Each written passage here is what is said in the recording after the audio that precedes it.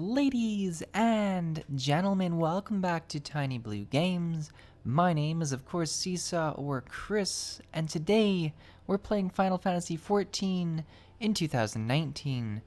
Now, today we are going to finally get our first mount in Final Fantasy XIV, which is super exciting. The mounts themselves are called Chocobos, or at least those are the first ones I believe you get.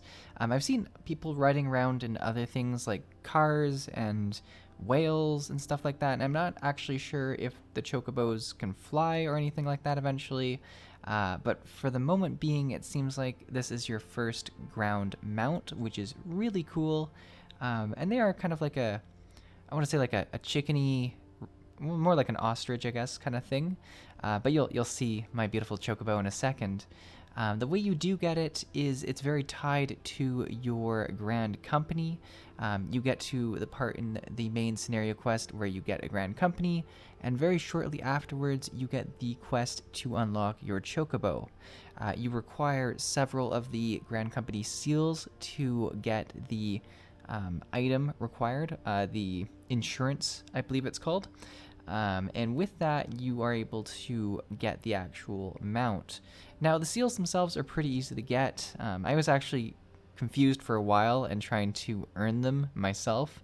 But as it turns out, the very next main scenario quest you do will automatically give you enough of the seals to get the Chocobo, so don't worry about that too much. But yeah, they're really cool. It's kind of fun that it makes you wait for quite a while to get your Chocobo. And I say quite a while. I'm really like, I think you'd have to be level 20 to do this. I'm doing it at level 31 just because I was a little bit behind in the main scenario quest, which is kind of my own fault. Pretty much anyone who tells you to play Final Fantasy XIV will also tell you do not get behind in your main scenario quests. It's just bad news.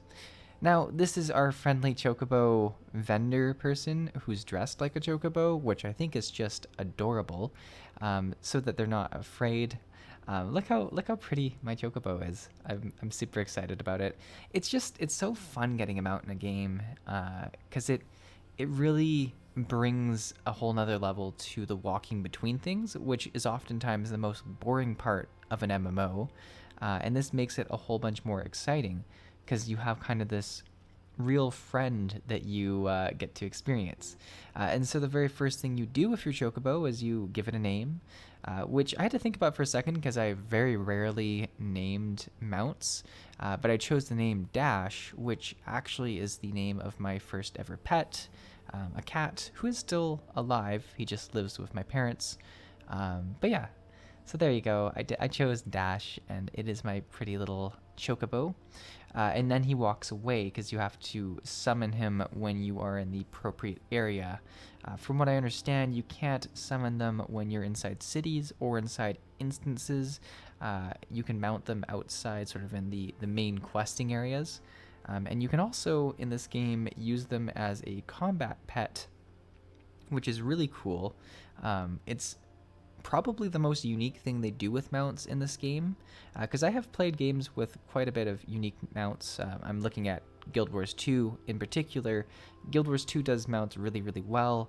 They have sort of the different varieties that will have different movement skills, and they will have some combat ability that they kind of use before they disappear, but that's pretty much it.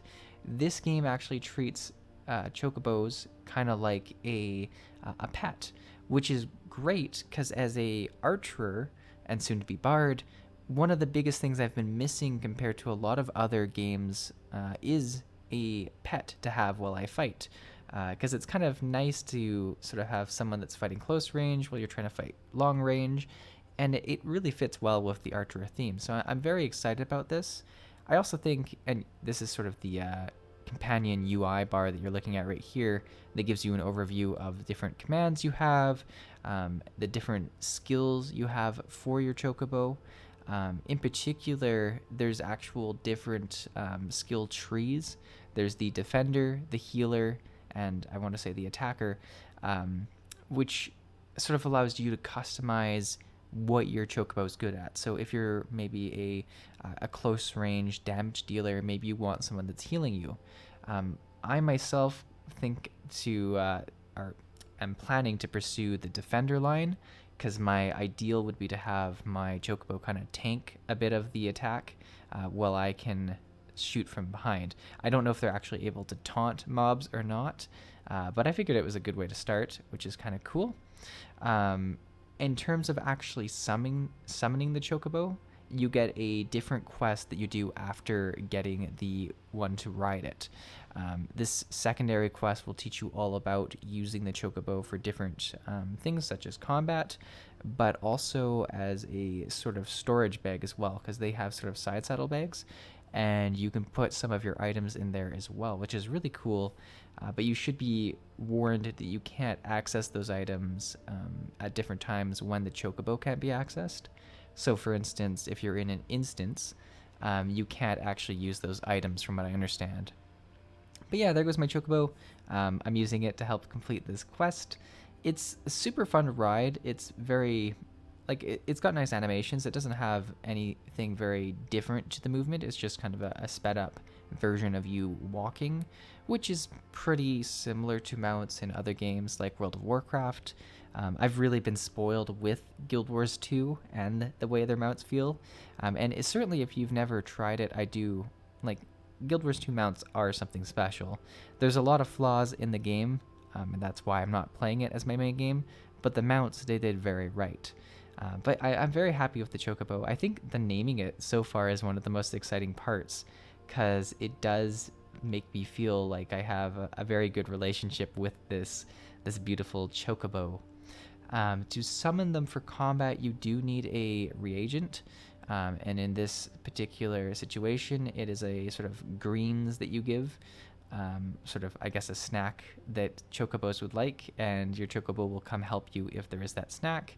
And they chill with you for about 30 minutes each time you use one. I'm not sure if you can stack the duration of it. I haven't tried that, but it is a pretty easy thing to do. You just push the button and your chocobo's there and chilling, and you'll have kind of a bar at the top left of your screen that you'll see in a moment that tells you the duration you have left with the chocobo, and sort of shows the health and all that as well.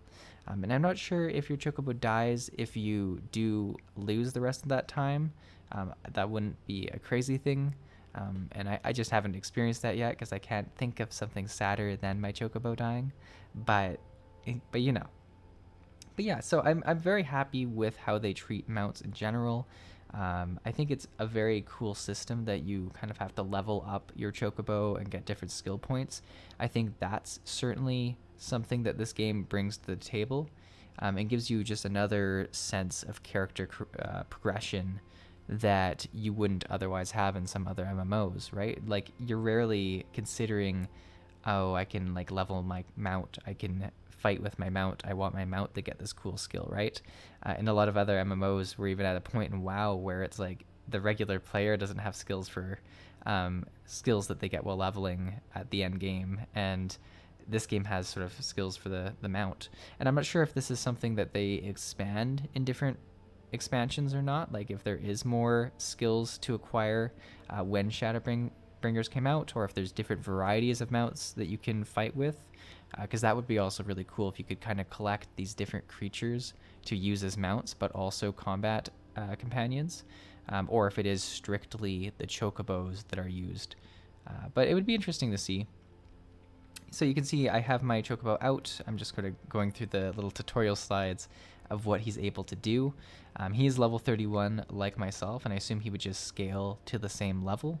But you can see at the top there, I do have his bar with the amount of time he has available, and he just sort of automatically starts attacking whoever I was attacking, and makes quite a bit of difference, because he is able to attack fairly regularly and do like not as much damage as myself, but he's definitely like, you feel it when you have the chocobo out. They're able to take a little bit more than you would otherwise, which is definitely really nice. And I'll have to play around with some of the actual skills and stuff like that and see once again if there is a taunt, if I do have the ability to use the chocobo a little bit more strategically, because that would be really cool too.